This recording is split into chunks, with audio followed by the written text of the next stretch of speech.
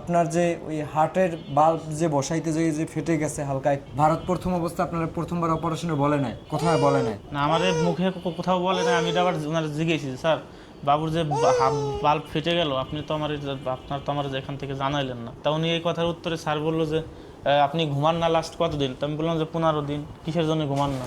তো বলছে, স্যার যেদিন থেকে জানছি যে ছেলের বাল্ব ফেটে গেছে সেদিন থেকে তো খাওয়া ঘুম হারাম। কয় তাহলে আমি যদি বলে দিতাম তাহলে 5 মাসে কি করতেন? আমি তো ওখানে লিখে দিছি যে যে কোনো ডাক্তার দেখলে বুঝতে পারবে যে কি সমস্যা হয়েছে। আর আমরা তো ওইটুকু না করলে ওটা বাঁচাইতে পারতাম না, যার কারণে বাধ্য হয়েছি। আর ওইটুকু যদি বাল্ব না ফাটতো, আমরা যদি ওইভাবে করতে যাইতাম, ওই মেশিনে তৎক্ষণিক যদি আমরা সাকসেস না হইতাম, আমাদের ওপেন হার্ট করতে হইতো।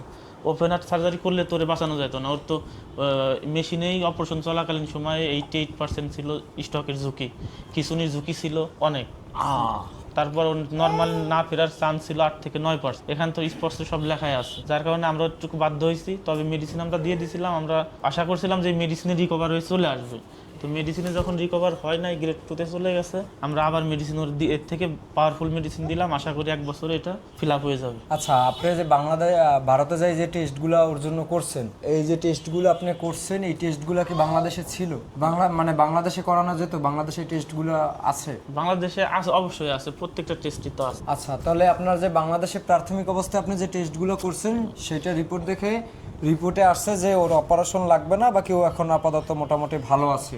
না, ওর প্রয়োজন ছিল শুধু ওষুধটা। ওষুধের প্রয়োজন ছিল। ওখানে স্যার বললো যে তোমরা বাংলাদেশ থেকে যেটা করছো, ওখানে লেখা আছে যে বাল্ব যে পর্যায়ে আছে, ফাটাটা যে পর্যায়ে আছে, তাতে ওর ইমিডিয়েটলি সার্জারির প্রয়োজন। কিন্তু আমরা চেক আপ করে দেখলাম যে না, ওর যে পর্যায়ে আছে এতে সার্জারির প্রয়োজন নাই, মেডিসিন দিলে এটা রিকভার হয়ে যাবে। তো বাংলাদেশের ডাক্তাররাও তো বলছিল যে সার্জারির প্রয়োজন নাই এখন আপাতত। সার্জারি আর ওরাও রিপোর্ট করে দেখছে যে না, এখন আর সার্জারির প্রয়োজন নাই। তো আপনার যে মাঝখান থেকে আপনি একটা মানসিক টেনশনের মধ্যে পড়লেন, ওর জন্য যেভাবে হোক আপনি বিমান ভাড়া রেডি করছেন, আর সেটাও মানুষের বইলা, বাকি যে ওর চিকিৎসার জন্য আবারও মানুষ সাহায্যের হাত বাড়াই দিচ্ছে। এই মাঝখানে এটা আসলে অতিরিক্ত হয়ে গেছে, মানে আমাদের জায়গা থেকে। রাফসানের জন্য তো যেটা ভালো মনে হয়েছে ওইটাই সবসময় করা হয়েছে, কিন্তু ডাক্তাররা ওই টেস্টগুলো বাংলাদেশে বই করলে হয়তো আপনার বিমান ভাড়াটা লাগতো না, আপনার যে খরচ আর একটু কম হইতো, এই যে থাকতে খাইতে খরচ গেছে এগুলো লাগতো না। কিন্তু এই টেস্টগুলোই বাংলাদেশে আপনি করলে দেখা যায় ও তো আপনার তো সামর্থ্য ছিল না, সেই কারণেই মানুষের সাহায্য চাওয়া। তো ওর এই টেস্টগুলোই যদি বাংলাদেশ থেকে করাই যদি ইন্ডিয়াতে পাঠানো যাইতো, তাহলে আপনি মানে 3 ভাগের 1 ভাগ খরচে আপনি মানে খরচে আপনার কমপ্লিট হয়ে যাইতো। কিন্তু এই যে আপনি একটা মানসিক প্রেশার নিয়ে যে চলে গেছেন, আবার ভিসার মেয়াদ প্রায় শেষ, ঠিক আছে, সামনের মাসের 8 তারিখ শেষ।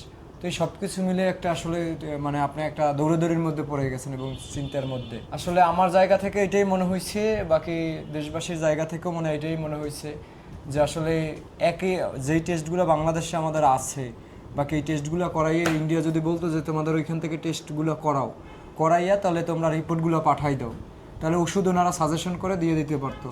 বাকি ওষুধ ভারত থেকে আনারও বিভিন্ন সিস্টেম আছে, বিভিন্ন পরিচিত মানুষ যায়, বাকি কুরিয়ারের মাধ্যমে আনার সিস্টেম আছে। এইগুলোই আসলে সম্ভব হয় নাই। সকলে দোয়া করবেন রাফসানের জন্য, যাতে ও সুস্থ হয়, ও যেন ভালো থাকে। ওষুধপত্র দিচ্ছে আপনারে? হার্টের ডাক্তার বলছে যে ওর অপারেশনের জন্য যে ওষুধগুলো চলতেছিল ওইটা 3 মাস কন্টিনিউ করা লাগবে না, ওইটাও অফ। আর একটা 2টা ওষুধ লিখছে, ওর যে বাল্ব যে ফাটছে ওইটা যাতে রিকভার হয়, ওইটা লিখছে 1 বছর, সামনে বছরের মে মাস। টোটাল আপনার যে ভারত দ্বিতীয়বার যে আপনি গেছেন, টোটাল আপনার কাছে কি পরিমাণ খরচ গেছে সবকিছু মিলাইয়া? ওখানে টেস্ট তো 50,000 টাকার মতো টেস্ট করছি, থাকা খাওয়া সবকিছু দিয়ে খরচ এভারেজ ওইভাবে হিসাব করলে অনেক টাকায়, লাখের উপরে। 1 লাখের উপরে বিমান ভাড়া বাদ দিয়ে? বিমান ভাড়া তো যাই হোক একজনে আপনার ব্যবস্থা করে দিয়েছে, তো বিমান ভাড়াটা নিয়ে মনে হয় 2 লাখ কাছাকাছি, 2 লাখ টাকা চলে গেছে আপনার। পরবর্তীতে হার্টের ডাক্তার প্রকাশ স্যার উনি আবার ব্রেনের ডাক্তারের কাছে রেফার করে, আবার ওই যে ওর শ্বাসকষ্ট, তখন স্যার বললো যে ওর ইসের জন্য, হার্টের জন্য কোনো শ্বাসকষ্ট না, এই শ্বাসকষ্ট কিসের জন্য, এটা আবার ওদের আবার সিস্টেম কি, মানে এক ডিপার্টমেন্টের ডাক্তার ছাড়া ওই ডিপার্টমেন্টের একটা মেডিসিনের প্রথম অক্ষরও লেখে না। পরে শিশু ডাক্তারের কাছে গেলাম, শিশু মেডিসিন, পরে উনি এক্সরে দেখে বললো যে ওর সর্দি ভিতরে কফ জমা ছিল, যার কারণে জ্বরের থেকে ওইটা বেড়ে ঠান্ডা কাশির জন্য শ্বাসকষ্ট হয়েছে। পরে উনি আবার ওষুধ লিখছে ওর গ্রোথ বাড়ার, মাথা বড় হয় নাই, শরীর বড় হয় নাই। তো বলছে যে আমি যে ওষুধ দিলাম 6 মাসের ওষুধ দিছে, 4 মাসের ওষুধ দিছে, বলছে এগুলো খাওয়াইলে কন্টিনিউ করলে আল্লাহ যদি রহম করে তাহলে এইবার ওর শরীর বাড়বে, বড় হবে, শরীর বাড়বে, গ্রোথ হবে, শরীর স্বাস্থ্য হবে।